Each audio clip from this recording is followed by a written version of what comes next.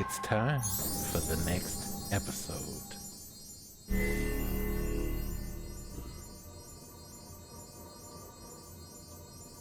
Chapter 3. The Familiar. I woke up early and went back to Moonbreaker Mountain and got some more candy rocks at the Candida Shrine, and then went to the village to sell some for 8 silver. I would have gotten 16, but since it's not in a potion, I only got it for 50% retail value. Then I bought some herbs for 2 silver for the tea and gathered some weeds and leaves for Bastion on the way to the shelter. If memory serves, it went a little something like this. Hi, Vincent. Hello, Deidre. Can you take these jars and put Bastion slime inside them? I know it has magical properties, but we can't figure it out yet. Sure, let me drop off this stuff in the staff break room first. Oi, Hiliki. Whoa. What does language, young man, language? Who are you, and how does a dog create blue smoke? I am Lola the Warhound. You're a famous adventurer. Well, not anymore. Now I teach young familiars magic to help them defend themselves and their masters. Can you teach me? Let me see how you treat the members of my pack first, then we'll talk. Ooh, the mailman is here.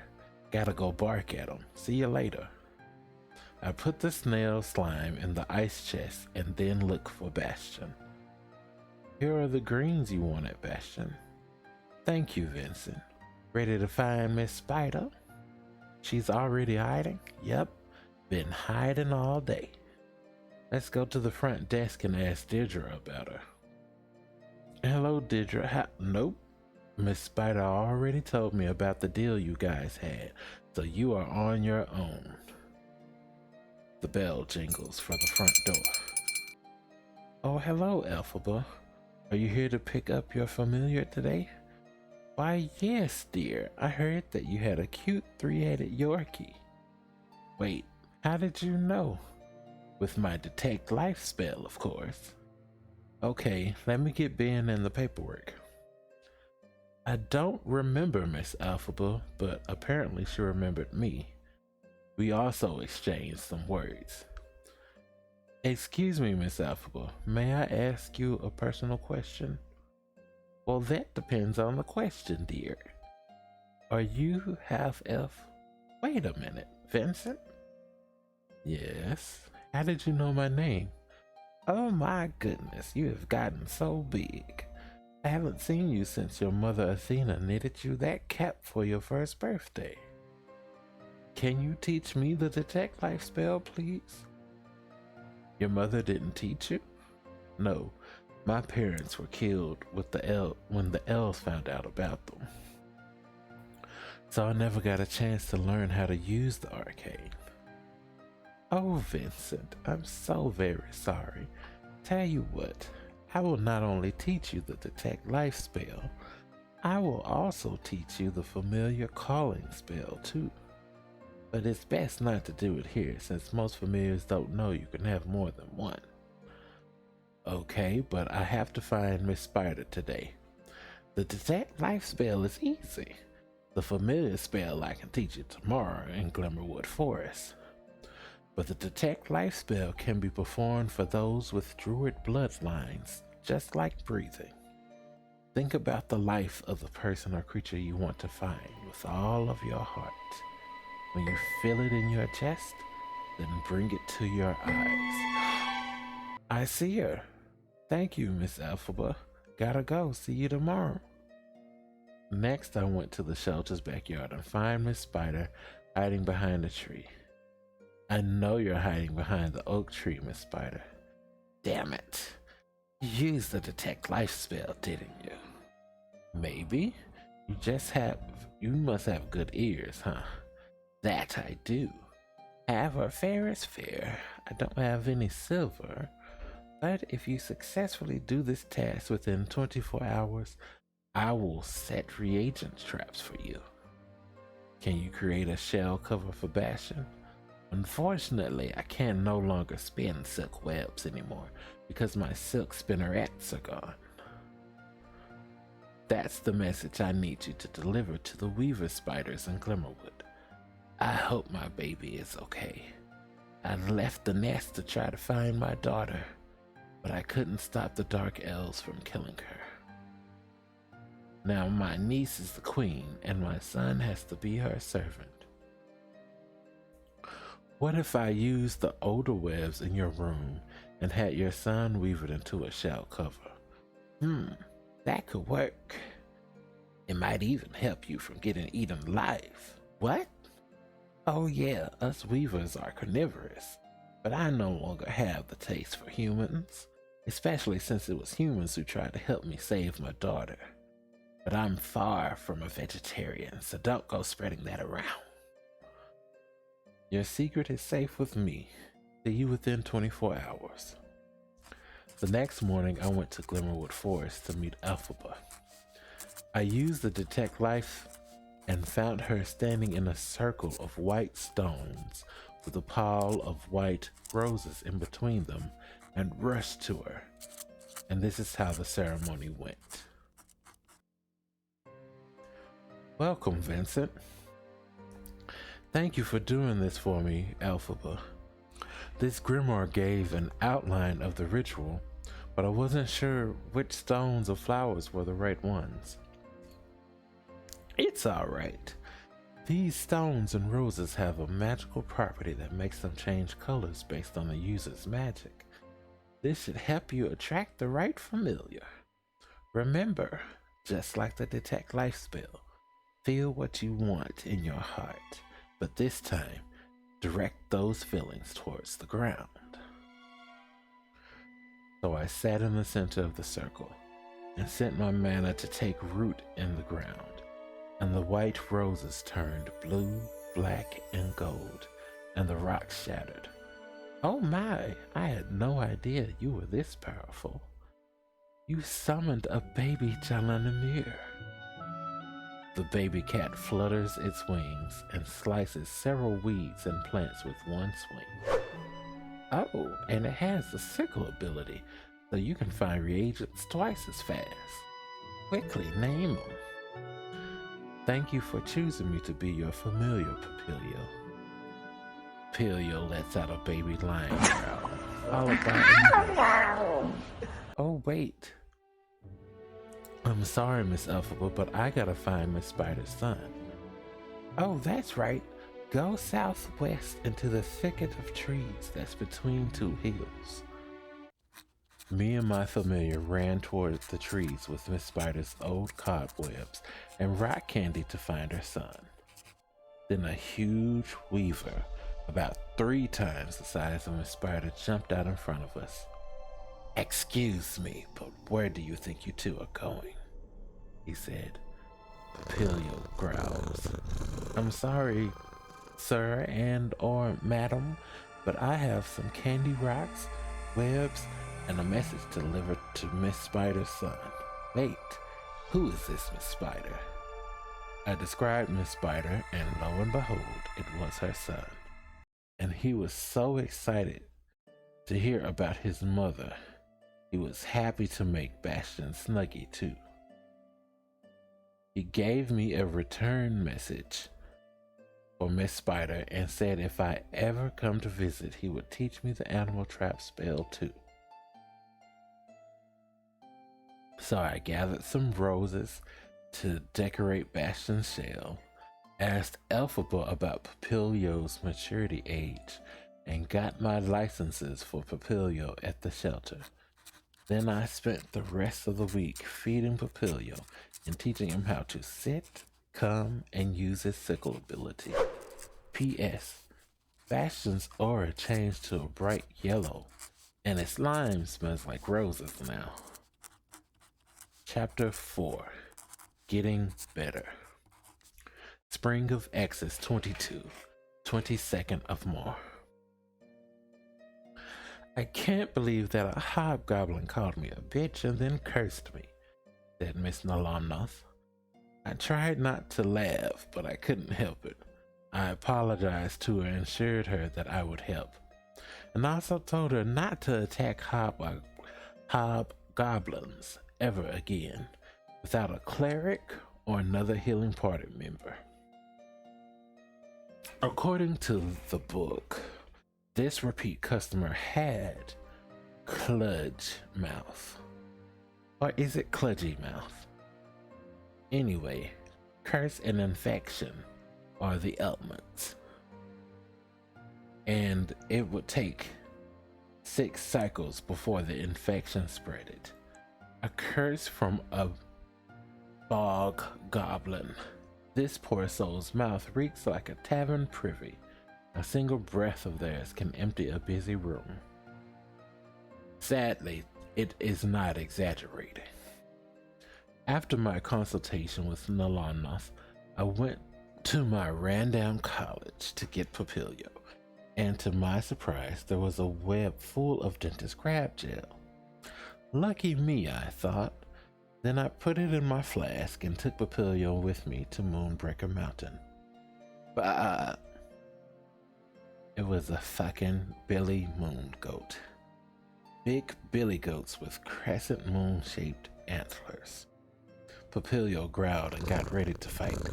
The billy goat started to charge. Papilio, sickle this fool, I said, and Papilio cut the billy goat with one wing swipe, and the billy goat bawed and ran away.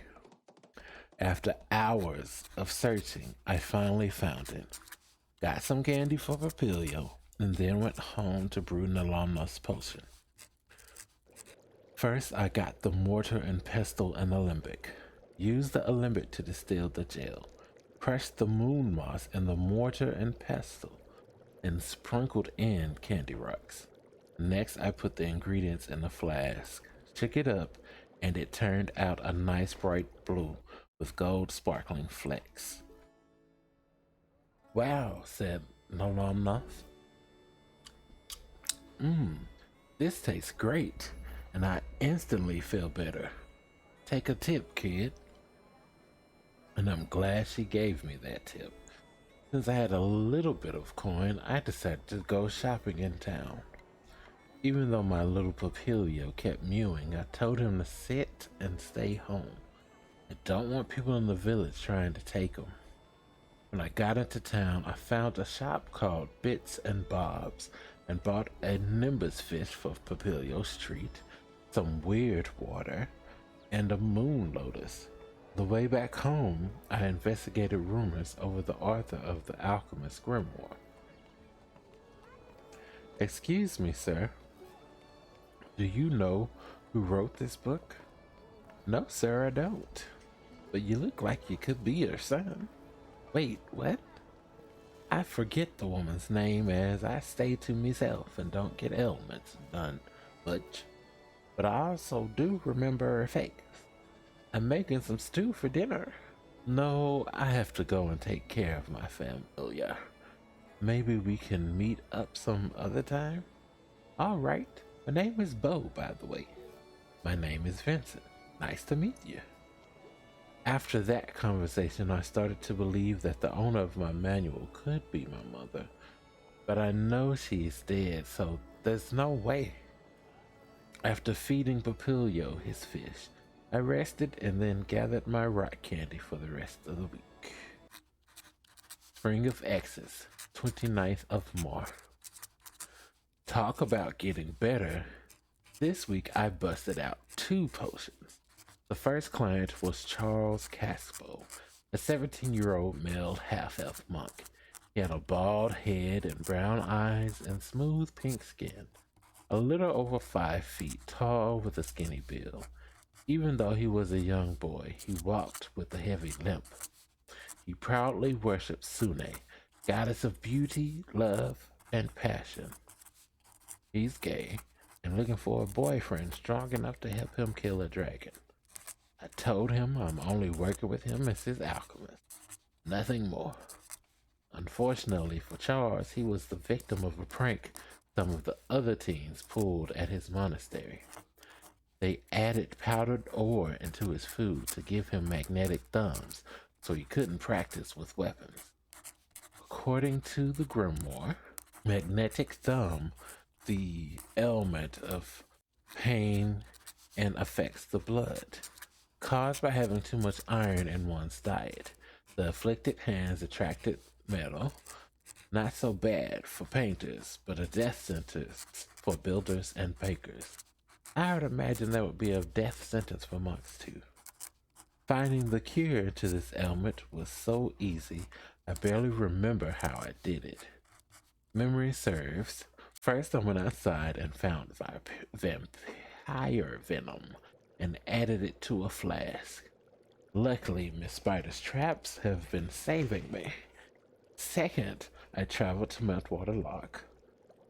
Third, Papilio finds a bird nest and got an actual slime shell from the bird nest. Then we went home. Then we added the slime shell to the flask filled with the vampire venom. Shook it up until it glowed dark green. After we got the dark green glow, we added some of the candy rocks and shook it again until it turned a pearlescent black. Charles tells me it's wonderfully good, and because we did it fast, he'll gladly pay extra. Since we finished so fast, I actually ate lunch and started on the next client. The next client was Anvil, a 32-year-old female Kinku shopkeeper that sells seeds. I've never seen a Kinku before, but I thought it was odd a bit seeing a human bird. She had gray eyes, fluffy dark brown feathers, a little shorter than 5 feet tall, and had an athletic build. She also had a colorful piercing on her nose. Anvil tried to sell the wine grape seeds at our shop, but no one bought them since it's not wine season yet. To save money she ate them. And eating too many wine seeds surprisingly got her a hangover, which is just a little food poisoning of the stomach. The afflicted has crawled to you with a stomach full of poison, a mouth like a desert, and a head as fragile as a sparrow's egg. First, I took out a cauldron and added weird water and rock candies to it. Started a fire to begin simmering the ingredients. While it was simmering, I traveled to Moonbreaker Mountain and ran into that damned billy goat. But Papilio bit him this time. Found the jumping up and down after we scaled the billy goat off. Finally made it home and added the jumpkin flesh to the cauldron. The mixture turned orange and then a glittering light sandy brown color after boiling. After mixing it, I gave it to Anvil, who said, "Hot damn, that's good. I see why your potions cost 36 silver. I'm gonna tell my friends about you." For the first time after weeks of brewing, I finally started to feel confident again. I even brought a sickle so me and Papilio can get the ingredients faster. On the next time of Apothecaria, we shall look at Chapter 5, Repeat Customers. Hello there, people on the internet. It is me, Mr. Victor. I hope you enjoyed episode 2. What I'm going to try to do is post an episode every week. I've only got 2 more episodes left for spring. Next week should be episode 3, and then the week after next week will be the final episode, which is the Flower Festival. I'm still debating on whether or not I want to do the scrapbooking part of this series. What I might do is do a scrapbook feature for the festivals during actual real world events or at the end of the series. Since May 1st is the Beltane, I believe that's the holiday. If not, in my outro on my next episode, I'll correct it. But yeah, that is the Wiccan Festival of Flowers. Let me double check that. Sound like me. Yes, I was correct. Gaelic May Festival held on May 1st. It is the festivals that's supposed to be kind of like the tip of spring right down into summer, because as you know, summer starts in June, and that'll probably be when I start the summer part or the summer session of Apothecaria. I'll still be working on it, but I won't post it until then. So maybe I'll do a scrapbook build, like a live stream on the 1st, if I get the material. If not, then you'll know by the next episode. Second announcement is that I will be doing an Easter special. Since Animal Crossing has events for Easter starting on Sunday, I'll be recording gameplay and posting it up on YouTube, maybe for like an hour, because it's only so much you can do with the Easter egg hunt. And then on the 17th, I plan on playing Digimon. Since Digimon deals with eggs, maybe I'll have like a little Digi daycare thing or something. You know, something to put up to give y'all something to look at while I work on the scrapbook. Again, it depends on the timing and my family and job situation and all of that. But I hope you all are doing well. Be safe, be good, and peace.